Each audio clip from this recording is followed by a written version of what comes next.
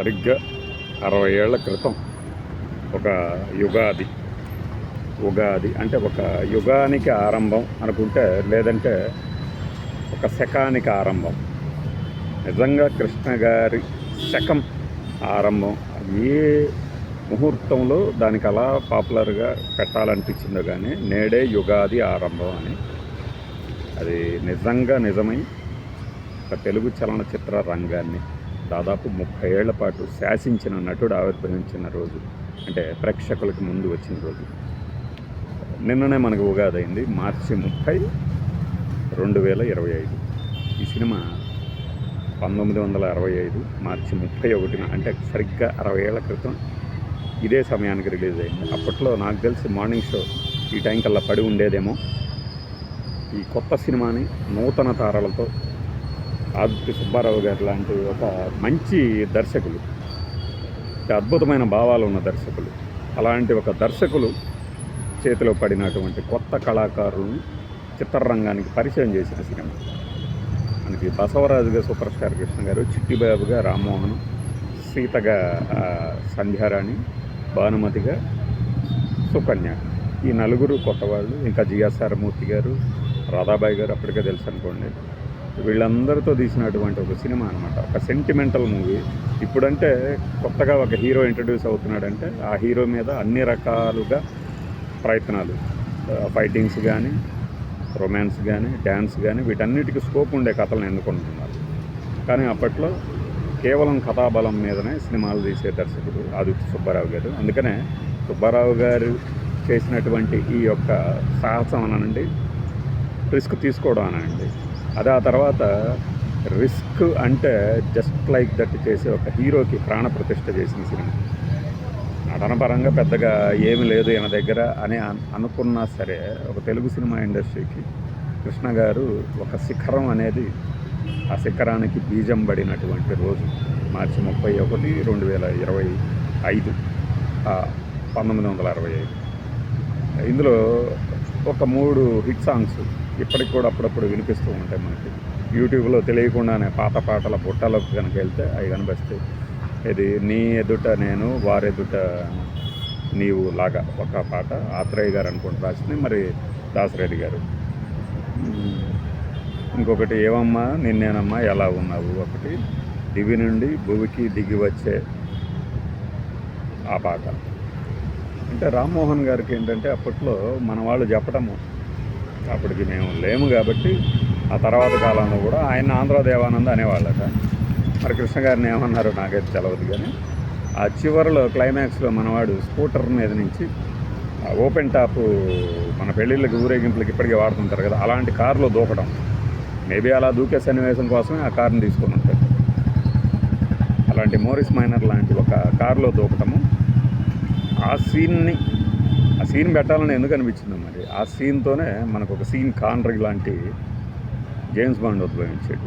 ఆ తర్వాత ముందు మన డైరెక్టర్ గారు, నాకు డూండి గారు వాళ్ళు అడిగినప్పుడు ఈయన్ని మా రామ్మోహన్ గారిని పంపిస్తే ఆయనకు ఆ విషయం చెప్పకుండా మన ఆదిత్య సుబ్బారావు గారికి, లేదండి ఆ కుర్రాడు క్లైమాక్స్లో చేసిన కుర్రాడు అంటే కృష్ణ గారిని పంపిస్తే అలా గూఢాచారి 116 అనేది ప్రారంభమైంది. అంటే ఈ తేనె మనసులు అనే ఒక సినిమా ఎన్ని సంచలనానికి పరోక్షంగా ప్రత్యక్షంగా కారణమైందనేది మనం మాట్లాడుకుంటున్నాం 60 ఏళ్ల తర్వాత. ఈ రోజుకి మాకు 60 ఏళ్ళు రాలేదు, ఆ సినిమాకి 60 ఏళ్ళు వచ్చినాయి. అందులోని నటీనటుల్లో చాలామంది ఇప్పుడు లేరు, అయినా కూడా వాళ్ళ గురించి మాట్లాడుకుంటున్నామంటే ఆ చిత్రం వేసినటువంటి ముద్ర తెలుగు చలనచిత్ర రంగం మీద పరోక్షంగా, ప్రత్యక్షంగా అయితే అప్పటికి 100 రోజులు ఆడుతున్న సినిమాల పావు జాబితాలో ఇది చేరుకోవడం. అట్లానే ఆ సినిమా పబ్లిసిటీకి అనుసరించిన విధానం, ఓపెనింగ్ నుంచి ఆ తర్వాత జనంలోకి సినిమాలను తీసుకెళ్ళడానికి విజయ యాత్రల పేరుతో సుబ్బారావు గారు ఈ సినిమా యూనిట్ అందరినీ తీసుకుని వెళ్ళడం, పరిచయం పేరుతో కలెక్షన్స్ పెంచడం అప్పుడే ఉంది. ఆ తర్వాత మన ట్రెండ్ కృష్ణారెడ్డి గారు చేశారు అట్లా విజయ యాత్రల పేరుతో. దానికి ముందు 19వ సంవత్సరానికి కూడా అమ్మారెడ్డి భరద్వాజ, పామెక్స్ హరిబాబు అని మన 2-3 సినిమాలు తీశారండి. పామెక్స్ సంస్థ హరిబాబు కృష్ణ గారితో ఈ 19వ సంవత్సరం తీశారు. వాళ్ళు చేశారు విజయ యాత్ర. దానికి తర్వాత అంటే 95 తర్వాత మనకి పెళ్లి సందడికి కూడా చేశారు. అంటే ఒక సినిమా గురించి జనంలోకి వెళ్ళాలి అంటే మనమే జనం దగ్గరికి వెళ్ళేసి థియేటర్లు ఎక్కడైతే ఆడుతున్నాయో ఈ సినిమా థియేటర్లో అక్కడ యూనిట్ ప్రేక్షకులతో డైరెక్ట్గా ఇంటరాక్ట్ అవ్వడం, అలాంటి ఒక ట్రెండ్ ఈ సినిమా తీసుకొచ్చింది. దానికి ముందు కూడా చేసి ఉండొచ్చు, కానీ కొత్త వాళ్ళని పరిచయం చేయాలి, సినిమా స్టార్లుగా వాళ్ళ భవిష్యత్తుకి పునాది వేయాలి అని ఒక ఆలోచనతో బాబు మూవీస్ మీద వీళ్ళు తీసినట్టున్నారు సుందరం గారు నిర్మాతలు.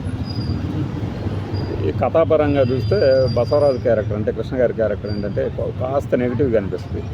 నేను చాలా రోజుల క్రితం ఎప్పుడో ఒకసారి చూశాను. అంటే పెళ్లి కూతురు మొహం కూడా చూడకుండా వెళ్ళిపోవటం ఎలా తీశారు అని. ఆ తర్వాత కాలంలో సినిమా చూసినప్పుడు ఓహో ఇదా అంటే తండ్రి కూర్చోమంటే కూర్చోవటం, వెళ్ళిపోమంటే వెళ్ళిపోవటం లాంటి క్యారెక్టర్. ఆ తర్వాత తెలియకుండా వీళ్ళే లవ్లో పడటము. అయితే ఆవిడని అమెరికా నుంచి వచ్చినటువంటి చిట్టిబాబు అంటే రామ్మోహన్ గారు ప్రేమిస్తున్నట్టు అనుకోవటం, ఆమె ఏమో కాదు మిమ్మల్ని ఎవరైతే ప్రేమిస్తున్నారో వారిని పెళ్లి చేసుకోవాలని వారిని కలిపి తాను మాత్రం బసవరాజుని పెళ్లి చేసుకోవడం. కృష్ణ గారిని తండ్రి క్యారెక్టర్ తిడుతుంటే తమాషాగా అనిపిస్తుంది మనకి. ఇప్పటికీ ఈటీవీలో వేస్తుంటారు చూడండి, లేదంటే ఏదో ఒక లోకల్ కేబుల్లో ఈ 60 ఏళ్ల సినిమా గురించి ఏవో ఒక వార్తలు వేస్తూనే ఉంటారు. ఈవెన్ నిన్న ఇవాళ సినిమా పత్రికలు అన్నీ వేస్తారు. ఎందుకంటే కృష్ణ గారి లెగసీ ఉంది కాబట్టి, కృష్ణ గారు సృష్టించినటువంటి ఆ రికార్డులు, ఆ హోరు ఎప్పటికీ గింగిరాలు తిరుగుతున్నాయి కాబట్టి చెవుల్లో.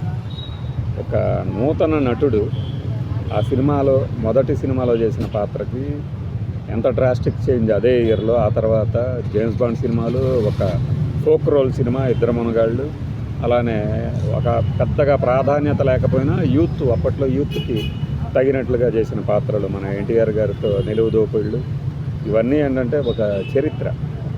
ఆ చరిత్రకి మనం అందరం సాక్ష్యం, తర్వాత తరాలు సాక్ష్యం.